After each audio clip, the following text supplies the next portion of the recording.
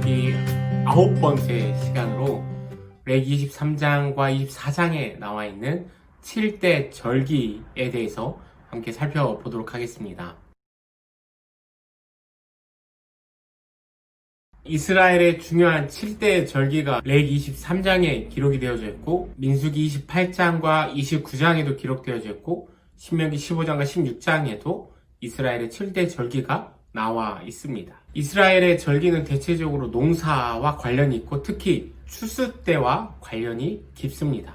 절기를 살펴보기 전에 이스라엘의 달력을 한번 살펴보면 좋겠는데, 이스라엘의 달력에는 두 가지 종류가 있습니다. 민간력과 종교력, 이 두 가지가 있는데, 종교력은 이스라엘이 출애굽했던 그달 1일을 1월 1일로 지키는 달로 봄에 시작해서 봄에 끝나는 게 종교력이고, 가을에 시작해서 가을에 끝나는 게 이스라엘의 민간력입니다. 종교력과 민간력 사이에 6개월 정도의 차이가 있는데, 그래서 종교력으로 7월 1일이 민간력의 1월 1일이 되는 것입니다. 절기는 매년 돌아옵니다. 이 매년 돌아오는 절기를 매년 지킨다라는 것은 한 해를 살아갈 때 하나님께서 베푸셨던 은혜들을 기억하고 하나님께서 지금도 우리 가운데 행하시는 일들을 기억하고 기념하는 것이 바로 절기입니다. 그럼 여기서 우리가 한번 생각해 볼 것은, 지금 우리는 이스라엘의 이 절기들을 지키고 있지 않습니다.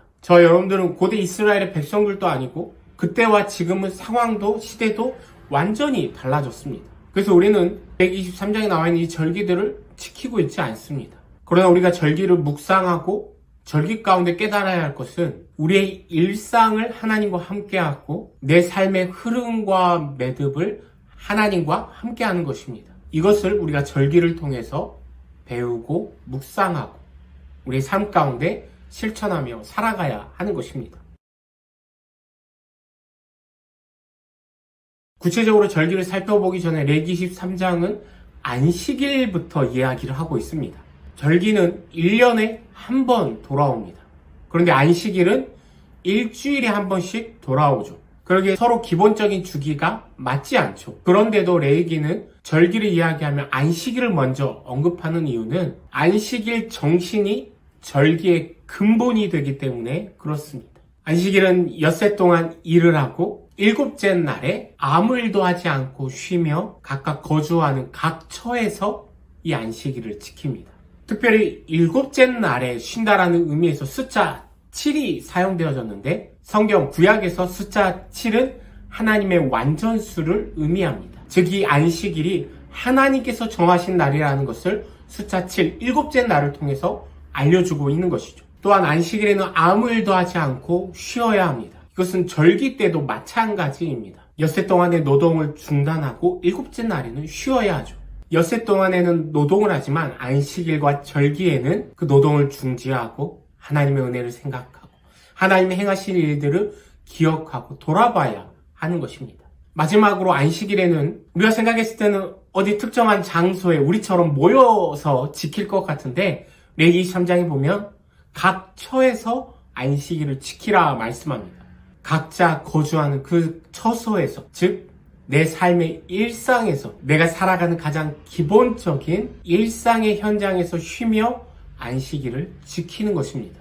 즉 우리의 일상에서 하나님이 베푸신 일들을 기억하고 하나님께서 행하신 은혜들을 기억하고 기념하는 것이 바로 안식일입니다.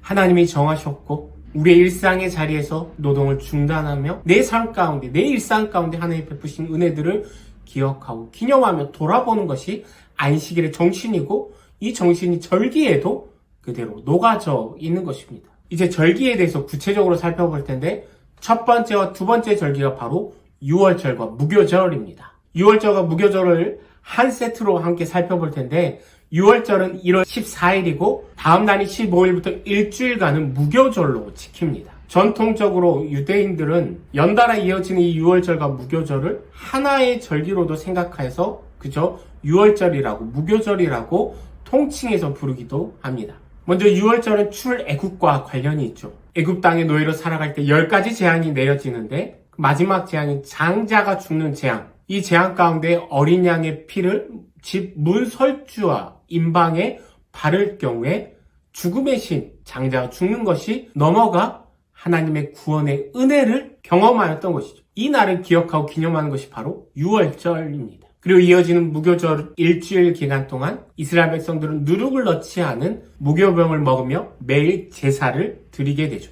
일주일간 지속되는 이 무교절에는 첫날과 마지막 날에 노동이 금지되었습니다. 다음으로 초실절을 살펴보겠습니다. 6월절 다음 날인 무교절의 첫날이 안식일입니다. 이 안식일 이튿날에 첫 수확한 보리 이삭 한 단을 제단에 바칩니다. 레위기 23장 10절 말씀에 보면 곡물의 첫 이삭 한 단이라고 표현을 하고 있습니다. 여기서 말하는 곡물이 바로 보리입니다. 처음 수확한 것을 하나님께 바치기에 초실절이라고 부릅니다. 근데 혼돈하지 말아야 될 것이 다음에 밀 이삭을 수확해서 처음 것을 드릴 때도 초실절이라고도 합니다. 다음으로 이어지는 절기가 오순절입니다. 무교절로부터 50일이 되는 날, 이 날이 오순절입니다. 50일이 되면 7번의 안식일을 지낸 다음 날이기 때문에 77절이라고도 부릅니다. 또한 이때가 좀 전에 말했던 밀을 수확하는 때이기도 합니다. 보통 맥주절을 두 번의 개념으로 생각해서 초실절, 보리를 수확해서 드릴 때에도 맥주절,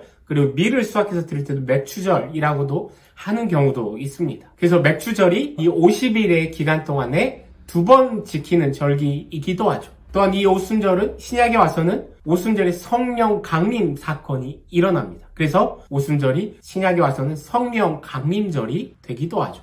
다음으로 나팔절입니다. 이스라엘 사람들의 일상의 달력인 민간력으로는 7월 1일이 새해가 되죠. 그래서 새해를 시작하며 하나님께 감사하며 드리는 절기가 바로 나팔절입니다. 이 나팔절의 시작은 양뿔로 만든 나팔 소리가 알려줍니다. 이 나팔 소리는 기념을 위한 것인데 문자적으로 보면 기억하고 회상하는 의미를 가지고 있습니다. 그래서 이스라엘 백성들이 이 나팔 소리를 들으며 하나님께서 한 해 동안 지켜주시고 한 해 동안 함께 하셨던 것들을 기억하고 회상하고 감사하는 것이죠. 다음은 속죄일입니다. 속죄일은 7월 10일로 1년에 한 번 이스라엘 모든 민족을 하나님께서 정결케 하시는 날이 속죄일입니다. 우리가 레위기 16장에서 자세히 다뤘기 때문에 속죄일에 대해서는 나누지 않겠습니다. 이어지는 절기는 초막절입니다. 초막절은 7월 15일부터 22일까지 한 해의 농사를 마무리하며 거두었던 것들을 창고에 저장하며 감사하는 절기입니다. 그래서 창고에 저장하기 때문에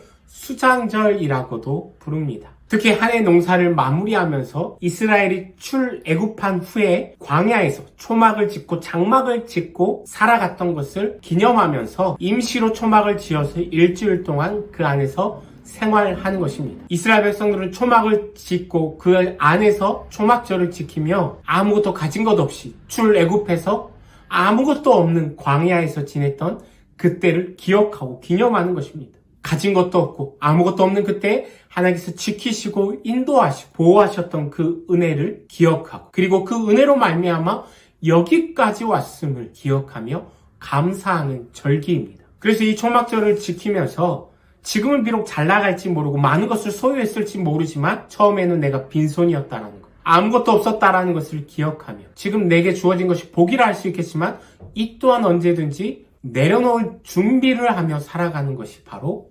초막절입니다. 우리가 이렇게 안식일과 함께 7대 절기를 살펴봤습니다. 절기가 7가지라는 것도 그 상징성이 있겠죠. 1년을 하나님과 함께 살아가며 하나님 베푸신 은혜를 기억하고 감사하며 살아가는 것이 바로 절기가 이야기하는 것입니다.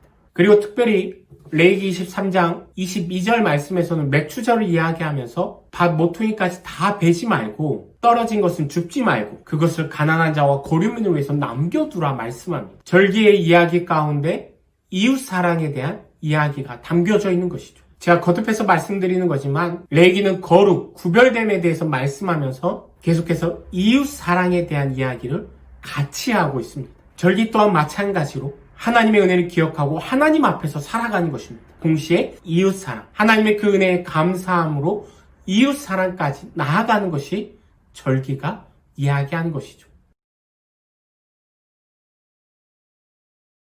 이어진 레위기 24장은 성소 내의 등대와 진설할 떡에 대해서 이야기하고 있습니다. 절기에 이어서 갑자기 성소 내 기구에 대한 이야기를 하고 있는 것입니다. 연관성이 전혀 없어 보이죠. 그런데 등대와 진설할 떡에 대한 관리 규정에 대해서 이야기하며 등대는 매일매일 그 불을 관리해야 하고 진설병은 안식일마다 주기적으로 새로운 떡으로 교체해야 합니다. 등대와 진설병에 관한 규례를 이야기하며 시간의 개념을 이야기해주고 있고 절기일 또한 1년의 시간을 이야기하고 있고 그 앞에 이야기했던 안식일 또한 일주일의 시간을 이야기하고 있습니다. 즉 하루, 일주일, 그리고 1년의 시간 이 모두가 하나님 앞에서 살아가는 우리의 삶이 되어야 하고 날마다 하나님의 은혜를 기억하며 그 은혜에 감사하며 살아가야 함을 그리고 그것이 이웃사랑까지 나아가야 함을 레위기는 지금 이야기하고 있는 것입니다.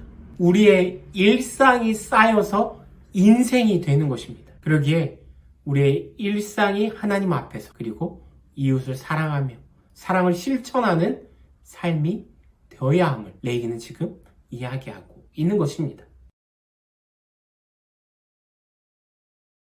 자, 마지막으로 이어지는 레위기 24장 본문에 보면 신성 모독죄 그리고 사람을 죽인 자, 짐승을 쳐 죽인 자에 대해서 언급하고 그리고 그 사람들을 어떻게 처리해야 하는지까지 이야기하고 있습니다. 그런데 그 중심에 있는 19절, 20절 말씀에 보면 사람이 만일 그에게 상처를 입혔으면 그가 행한 대로 그에게 행할 것이라 상처에는 상처로 눈에는 눈으로 이에는 이로 갚을지라 남에게 상해를 입힌 그대로 그에게 행할지라 말씀하고 있습니다. 이게 바로 로마법에도 등장하는 동해동형법입니다. 또 다른 이름으로는 보복법이라고도 부릅니다. 상처에는 상처로 눈에는 눈으로 이에는 이로 갚기 때문에 그렇죠. 그래서 지금 이어진 레위기 4장 본문에서 말하고 있는 신성 모독죄를 저지른 자, 사람을 죽인 자, 짐승을 쳐 죽인 자는 그대로 갚아주라 이야기하고 있습니다. 성경에서 어떻게 보복하라 이렇게 가르칠 수 있을까?